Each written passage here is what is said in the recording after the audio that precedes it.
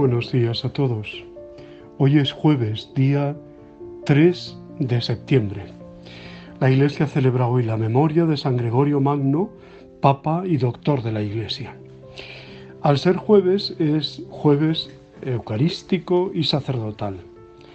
La institución de la Eucaristía nos debe llevar a no solo a hacer memoria, sino a actualizar pues esa presencia del Señor que se nos da, se nos entrega, que ha querido quedarse entre nosotros.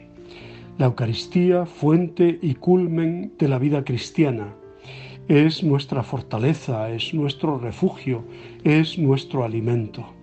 No dejemos de acudir a Cristo en la Eucaristía, en el Sagrario. Si podemos hacer un ratito de adoración, mejor todavía, Y no dejemos de pedir para que la Eucaristía sea siempre respetada, amada y alabada en todas partes. Es jueves y por tanto día también en el que oramos especialmente por las vocaciones sacerdotales. Necesitamos sacerdotes buenos y santos que animen al pueblo de Dios, que les acompañe también a este pueblo, que tenga para con el pueblo entrañas de misericordia, de compasión, como el Señor lo tuvo siempre. En fin, que necesitamos muchos sacerdotes, que haya esa llamada de parte del Señor, esa invitación, y que los jóvenes acojan esta llamada, lo mismo que las familias, que respeten la llamada sacerdotal, vocacional de sus hijos. No dejemos de orar. Rogad al pueblo, al dueño de la mies, que envíe obreros a su mies, para que así sea. Precisamente el Evangelio que nos toca hoy, Evangelio de San Lucas 5, 1-11, es donde Jesús invita o hace una llamada, una vocación a Pedro y a los primeros discípulos, ¿no? Desde ahora serás pescador de hombres, le dice a Pedro. Hasta ahora aparecía trabajando solo Jesús. Ahora Jesús busca colaboradores. Cuando Pedro se confiesa pecador, le dice al Señor, apártate de mí, es cuando Jesús le llama, porque Jesús es el que capacita a los que, como en mi caso somos incapaces o incapacitados, ¿no? Él nos capacita, Él nos llama y nos da la fuerza necesaria, aún con nuestras miserias y con nuestras debilidades, ¿no?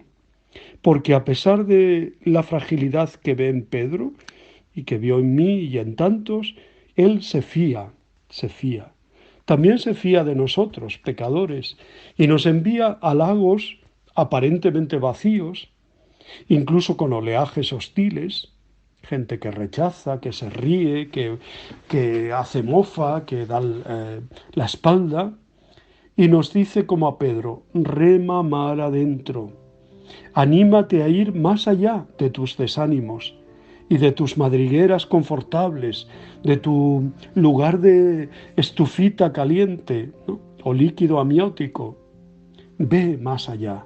Nos llama a ser pescadores de hombres, a reunir y congregar a hombres y mujeres, salvándoles de la muerte y del sinsentido, y a preservarlos para la vida. Al insertarlos en la dinámica del reino como seguidores de Jesús, la tarea puede asustarnos, vaya que si nos asusta, ¿no? Pero la emprenderemos fiados en su palabra. En tu nombre, Señor, echaré las redes, con la que nos alentará desde la orilla cercana o en nuestra misma barca, ¿no? Yendo con nosotros, ¿no? Pues que no dejemos de contestar a esa llamada del Señor. Ya ayer hablaba de Pedro el Evangelio. Jesús curó a su suegra de la fiebre. Hoy nos cuenta cómo, para poder apartarse un poco de la gente que se agolpaba en torno, le pide a Pedro que le preste su barca, que sirve como de ambón, ¿no? Desde donde se proclama la palabra. Qué satisfacción sentiría Pedro, ¿no? Ese predicador que se está haciendo famoso por su palabra y sus milagros, me ha pedido la barca. a mí, como te la pide a ti y a mí y a todos, ¿no? Nos pide la barca de eso que se dice, ¿no? El Señor no tiene boca, no tiene labios, tiene los tuyos. El Señor no tiene manos, tiene las tuyas. Pues eso. Luego, aunque a regañadientes, porque tiene la experiencia del fracaso de toda la noche, echa las redes por la palabra de Jesús y sucede lo inesperado, la pesca milagrosa, que provoca en Pedro una reacción de espanto, de admiración, de estupor, bendito estupor. Apártate de mí, Señor, que soy un pecador. No debieron entender mucho lo de ser pescador de hombres, pero aquel hombre les ha convencido y dice el texto, dejándolo todo, lo siguieron. Ser pescadores de hombres no significa nada peyorativo, no es tirar del anzuelo, de la barbilla de los demás, ¿no? Pescar a las personas en ese sentido no es un proselitismo a ultranza, ni hacer que mueran por nuestro provecho, en eso consiste la pesca de los peces, sino lo contrario, evangelizar, que no se impone, se propone, convencer, ofrecer de parte de Dios a cuantas más personas mejor la buena noticia del amor y la salvación. En el origen de nuestra vocación cristiana y apostólica, tal vez no haya una pesca milagrosa o algún hecho extraordinario, en la mía desde luego no, pero sí de algún modo ha habido y sigue habiendo un sentimiento de admiración y asombro por Cristo y la convicción de que vale la pena dejarlo todo y seguirle para colaborar con Él en la salvación del mundo. Probablemente lo que sí hemos experimentado ya son noches estériles en que no hemos pescado nada y días en que hemos sentido la presencia de Jesús que ha vuelto eficaz nuestro trabajo. Sin Él, esterilidad. Con Él, fecundidad. Y así vamos madurando, como aquellos primeros discípulos en nuestro camino de fe, a través de los días buenos y de los malos, para que por una parte no caigamos en la tentación del miedo o la pereza, y por la otra no confiemos excesivamente en nuestros métodos, sino en la fuerza de la palabra de Cristo. Si no hemos conseguido más en nuestro apostolado, mar adentro, ¿no habrá sido porque hemos confiado más en nosotros que en Él? ¿Porque hemos echado las redes en nombre propio y no en la de Él? Hemos llevado a Cristo en nuestra palabra, en nuestras actitudes. Hoy la Iglesia celebra la memoria de San Gregorio Magno, Papa y Doctor de la Iglesia. El elogio que hace de él el martirologio romano es ciertamente escaso. Se limita a llamar a Gregorio Doctor Egregius y Magnus, porque se interesó por la conversión de los anglosajones, también se dice Anglorum Apostolus. Esto es todo. No se lució mucho el cardenal Baronio, autor del elogio.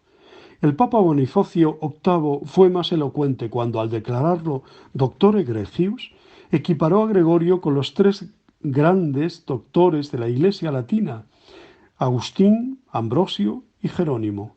Ningún otro papa iguala en importancia al nuestro, y como persona, no ya por lo que hizo, sino por lo que fue, no sabríamos a quién compararlo. Nació en Roma, de la familia senatorial de los Anici. En su juventud fue prefectus urbi durante un año. Después se retiró al monasterio de San Andrés de Roma, uno de los 7 cenobios fundados por él. El amor al recogimiento será una nota constante en su vida.